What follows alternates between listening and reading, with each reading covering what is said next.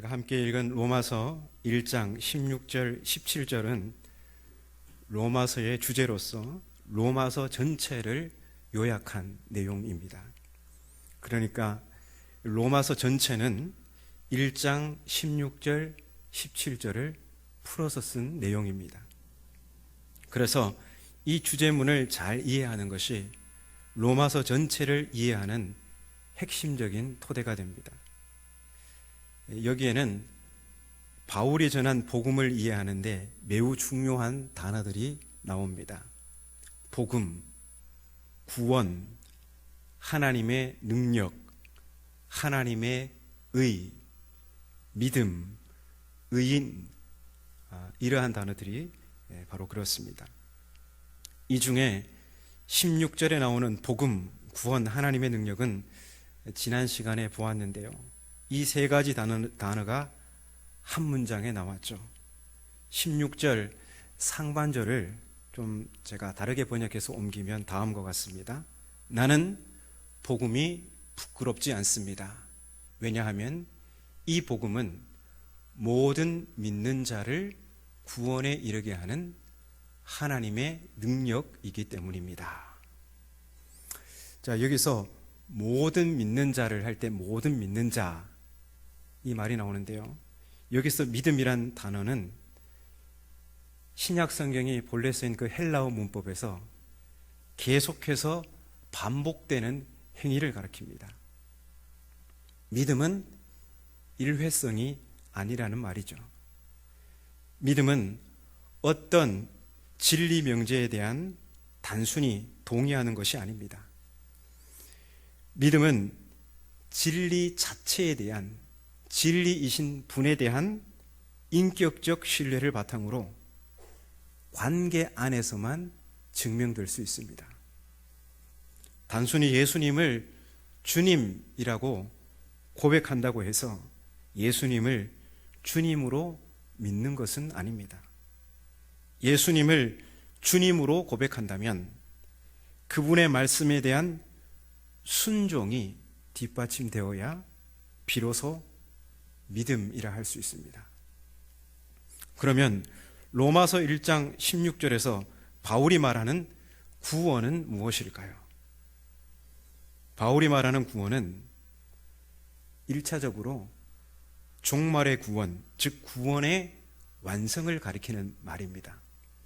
그러니까 바울이 복음이 부끄럽지 않다고 말한 이유는 이 복음은 모든 믿는 자를 궁극적 구원의 완성에 이르게 하는 하나님의 능력이기 때문입니다.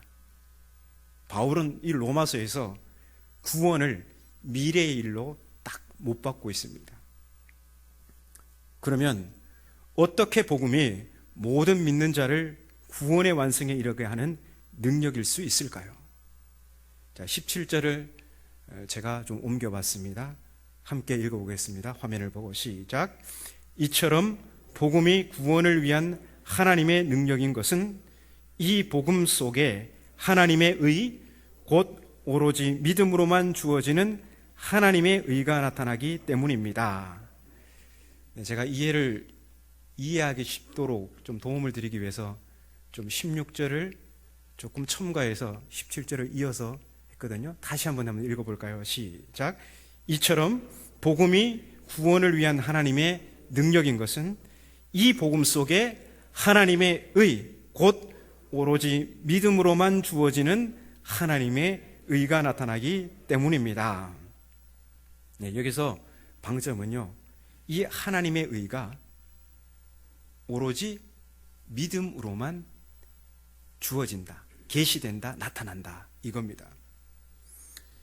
바울은 복음이 구원의 완성에 이르게 하는 하나님이 능력이 되는 이유가 이 복음 안에 하나님의 의가 계시되기 때문이라고 합니다.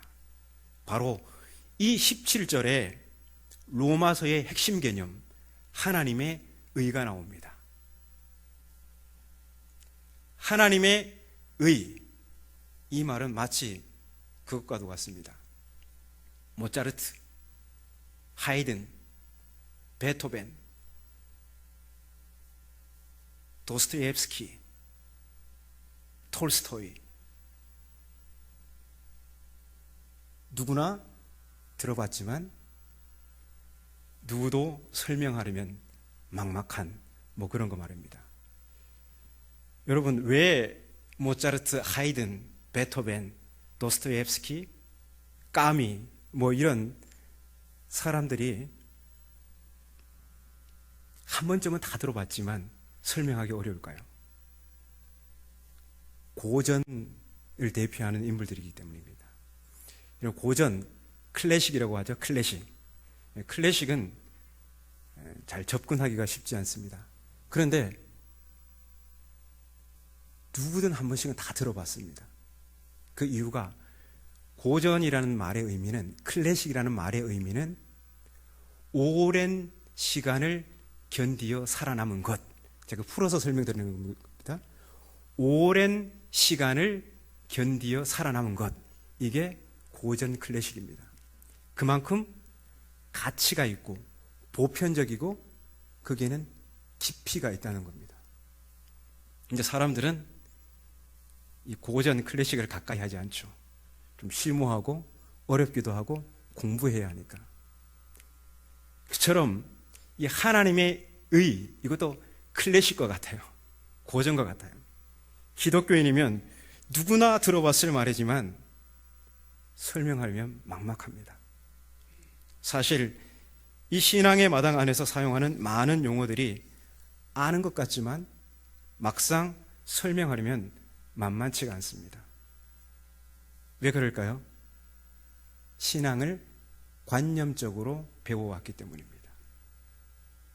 관념은 뭡니까? 잡히지 않는 거예요. 그래서 아무리 신앙으로 강요를 하고 요구를 해도 삶으로 번역되지가 않습니다. 그냥 감정에서만 아멘 외치는 겁니다. 그러면 하나님의 의가 도대체 뭘까요? 여러분, 교회 학교 우리 아동부 아이들이 와서 엄마 아빠 아니면 선생님, 할아버지 할머니, 권사님, 장로님 이렇게 찾아오면서 하나님의 의가 뭐예요? 오늘 아동부 예배 시간에 하나님의 의가 나왔는데 전 도무지 뭔지 모르겠어요. 이렇게 물어오면 여러분 어떻게 대답하시겠습니까? 저도 한번 생각을 해봤습니다. 아이들이 물어오면 어떻게 대답할까? 그래서 제가 고민 끝에 내린 결론은 하나님의 의는 하나님은 약속을 반드시 지키시는 분이야. 하나님은 약속을 꼭 지키시는 분이야. 이렇게 대답하려고 이렇게 생각을 했습니다. 여러분, 약속은 혼자 하지 않습니다. 적어도 둘 이상이어야 약속이 성립되죠. 그래서 하나님의 의는 하나님과 인간 혹은 하나님과 피조물 사이에 언약에 신실하신 하나님, 약속을 반드시 지키시는 하나님을 강조하는 표현입니다. 가령 홍수 후에 하나님께서 노아와 언약을 맺는 장면이 나옵니다. 그런데 하나님은 인간 노아와만 언약을 맺은 것은 아닙니다. 우리 화면을 보고 창세기 9장 말씀을 함께 읽어보겠습니다. 화면에 나옵니까? 함께 읽겠습니다. 시작. 하나님이 노아와 그와 함께한 아들들에게 말씀하여 이르시되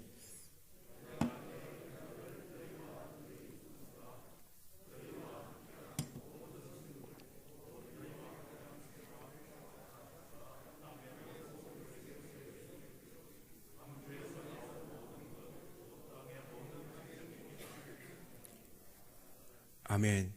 그리고 이어서 17절에 나오는 그 언약의 내용이 뭐냐면 다시는 홍수로 멸하지 않으리라. 인간만이 아니라 모든 생물들을 내가 멸하지 않으리라. 이런 말씀이 나오는데요. 여러분은 이 말씀을 읽으면서 감동을 받습니까? 감동이 와야 돼요. 저는 여기서 정말 감동을 받습니다. 우리가 믿는 하나님은 인간만이 아니라 인간이 하찮게 여기는 가축이나 짐승마저도 기억하시고 그들과 언약을 맺으시며 스스로 그 언약 안에 속박당하는 하나님이십니다. 얼마나 겸손하고 너그러운 분이십니까? 하나님은 절대적으로 자유하신 분이십니다. 그런 하나님이 인간과 및 피조물들과 언약을 맺으시고 그 언약 안에 자기를 제한하시고 자기를 축소하시고 자기를 결박하십니다. 굳이 그럴 이유가 있습니까?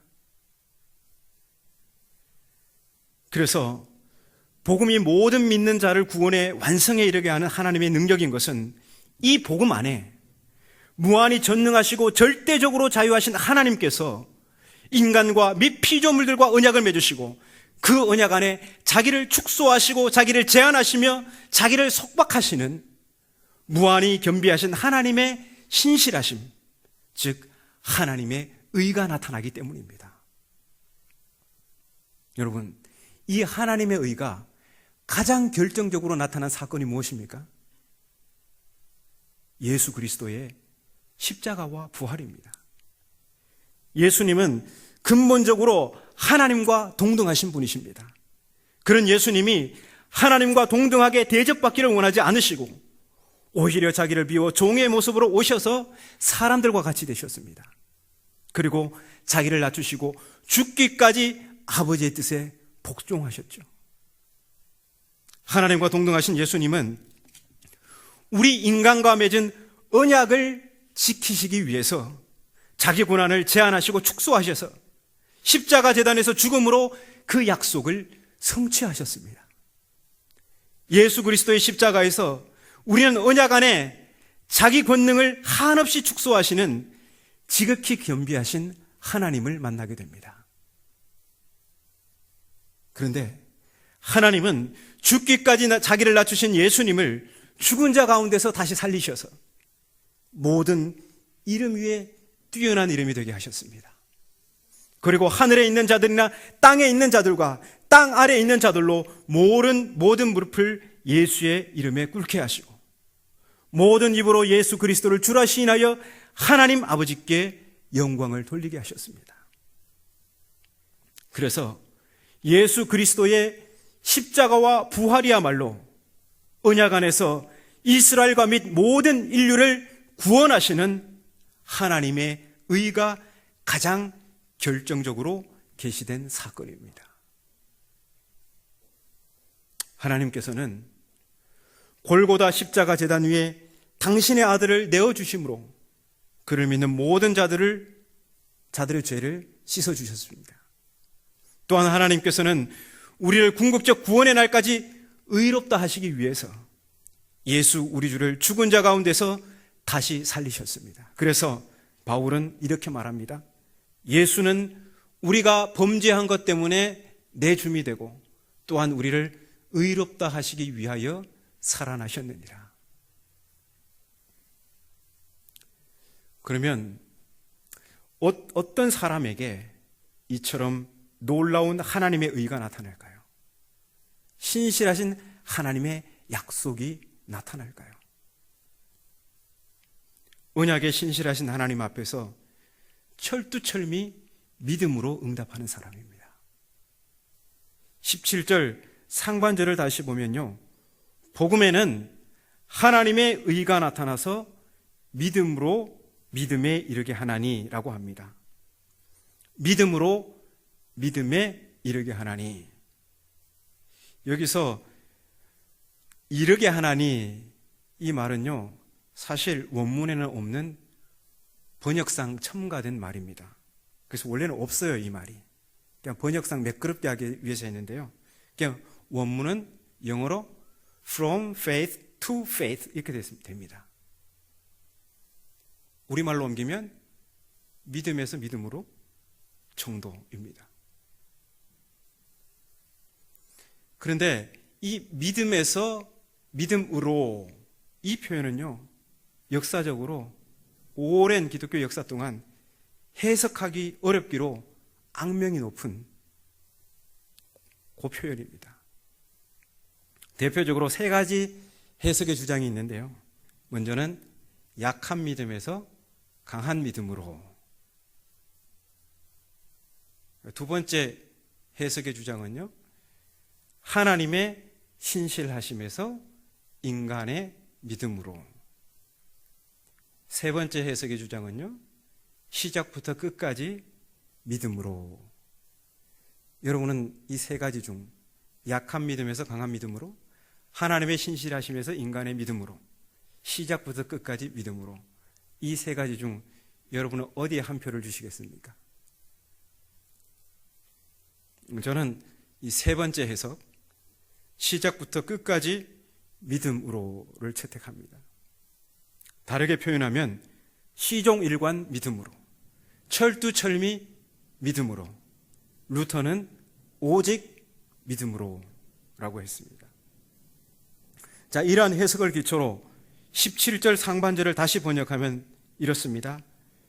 왜냐하면 복음에는 철두철미 믿음으로만 주어지는 하나님의 의가 나타나기 때문입니다.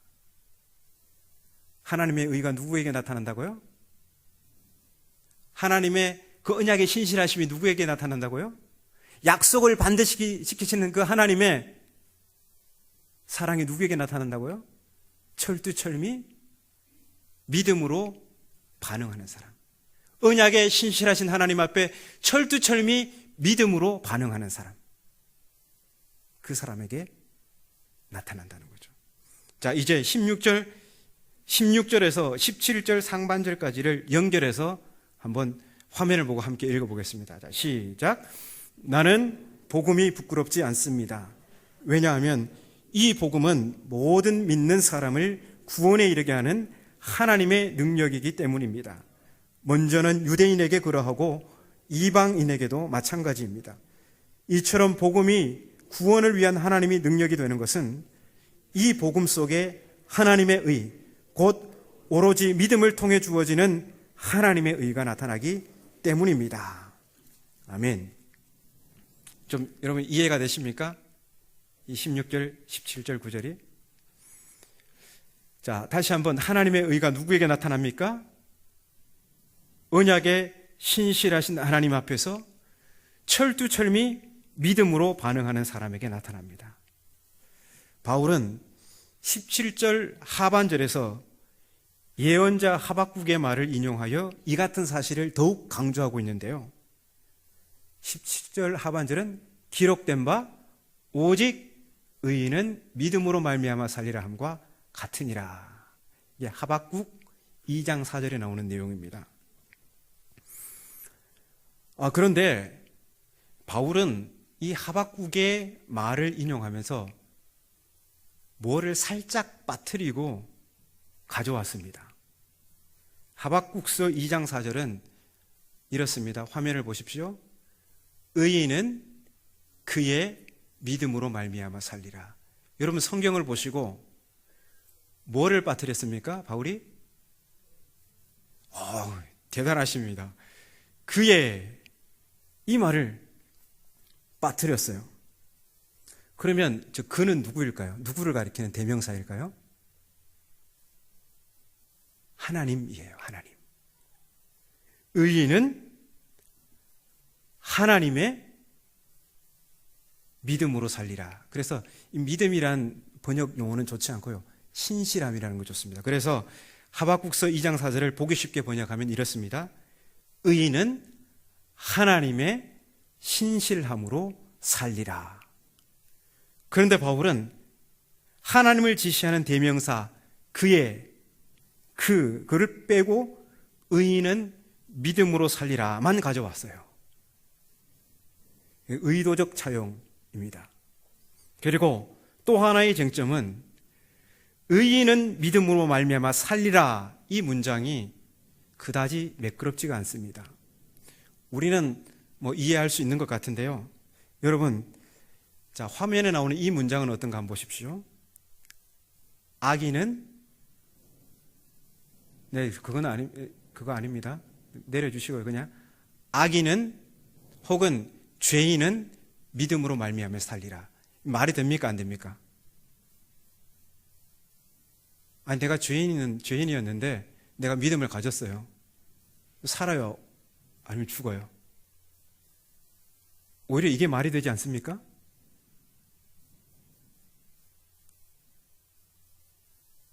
저는 이게 말이 된다고 생각합니다. 내가 비록 악인이지만 내가 믿음을 가졌을 때는 살 수 있는 거예요. 의인이라는 말에는요, 이미 믿음이 내포되어 있어요. 의인이 어떤 사람입니까? 믿음으로 하나님과 올바른 관계에 있는 사람을 의인이라고 그래요. 그러면 의인은 믿음으로가 아니고 그냥 의인은 살리라 이러면 돼요. 그래서 이 로마서 1장 17절 하반절의 번역을 좀 더 매끄럽게 번역하면요, 믿음으로 의로운 사람은 살리라. 오직 믿음으로만 의롭게 된다는 거예요. 그래서 믿음으로 의로운 사람은 살리라 이렇게 됩니다. 그래서 이 바울이 로마서 전체를 통해서 말하고 싶은 논점은 이거예요. 나는 복음이 부끄럽지 않습니다. 왜냐하면 복음은 모든 믿는 사람을 구원에 이르게 하는 하나님의 능력이기 때문입니다. 복음이 구원을 위한 하나님이 능력이 되는 것은 이 복음 속에 철두철미 믿음에 의해 포착되고 믿음은 이제 시작된다는 거죠. 또 믿음을 통해 현실이 되며 또한 믿음을 통해 완성되는 하나님의 언약적 신실하심, 즉 하나님의 의가 나타나기 때문입니다. 바울은 로마서 전체에 걸쳐서 이 이야기를 하고 싶어서 이 하나의 개념들을 이제 그 이후에 확장해서 좀 풀어나갑니다. 그래서 복음신앙은요, 언약의 신실하신 하나님 앞에서 철두철미 믿음으로 응답하는 것입니다. 믿음은 광야를 점프해서 천국의 뒷문을 열어주는 편법이 결코 아닙니다. 여러분, 우리가 이 땅에서 삶을 막 살아도 됩니까? 그냥 막 살아도 된다면 우리가 왜 지금 여기 왜 나와 있습니까? 우리 예수님 믿어요. 한번 딱 끝나고 나중에 예수님 재림하시면 그때 천국 뒷문 열어달라고 거기 가서 줄 서 있으면 되는 거예요. 그러면 이 땅에서 우리의 이런 신앙의 행위들은 다 요식행위 아닙니까? 믿음이 천국의 뒷문을 열어주는 거라면 이거 다 요식행위잖아요. 믿음은 예기치 못한 위협과 수많은 유혹이 도사리고 있는 광야를 순종으로 직면하고 순종으로 돌파하도록 하는 원동력입니다. 그래서 철두철미 믿음입니다. 하나님은 광야를 걷고 있는 성도의 이 신실한 믿음을 보시고 지금도, 처음도 그랬고요, 지금도 그랬고요, 마지막도 그렇고요, 하나님의 구원의 능력이 되는 그 하나님의 의의를 계속해서 우리에게 나타내 보이십니다. 2차 세계대전 중에 어떤 젊은 비행기 조종사가 한 여성과 펜팔을 하게 되었습니다. 전쟁이 주는 허무함, 출격 때마다 느끼는 불안과 긴장 가운데서도 조종사는 그 여성이 보낸 편지를 읽으며 위로를 받고 삶의 용기를 가지곤 했습니다. 두 사람은 전쟁이 끝나면 만나기로 약속을 했고 드디어 그날이 왔습니다. 남자는 기차를 타고 약속한 역에서 내렸습니다. 그녀는 꽃 한 송이를 들고 있기로 했습니다. 그런데 대합실에는 남자가 얼마나 상상을 했겠습니까? 사진도 한번 못 봤고 얼마나 아름다울까. 편지의 표현을 보면 너무나 아름다운 여자랄 거라고 막 상상을 하고 누굴 닮았을까 막 했을 텐데 그 대합실에는 아줌마로 보이는 한 여자가 꽃을 들고 서 있었습니다. 얼마나 크게 실망을 했을까요? 그냥 모른 채 그냥 지나갈까 생각이 되었지만 약속을 지키기 위해서 그녀에게 다가가 자기를 소개했습니다. 그 순간 여자가 말합니다. 조금 전에 웬 멋쟁이 아가씨가 내 손에 이 꽃을 쥐어주면서 누군가가 말을 걸어오면 건너편 식당에서 기다리고 있다고 전해달라고 하던데요. 사랑의 약속이라는 단편 소설의 이야기인데요. 여러분, 하나님은 언약에 신실하신 분이십니다. 하나님은 하신 말씀을 반드시 성취하는 분이십니다. 하나님은 약속을 지키기 위해서 약속의 중보자, 언약의 중보자이신 예수님을 이 땅에 보내주셨습니다.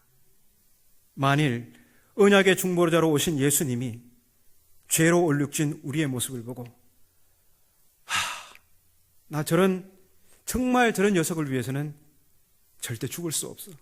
내가 고작 저런 녀석을 위해서 내 생명을 바쳐야 하나.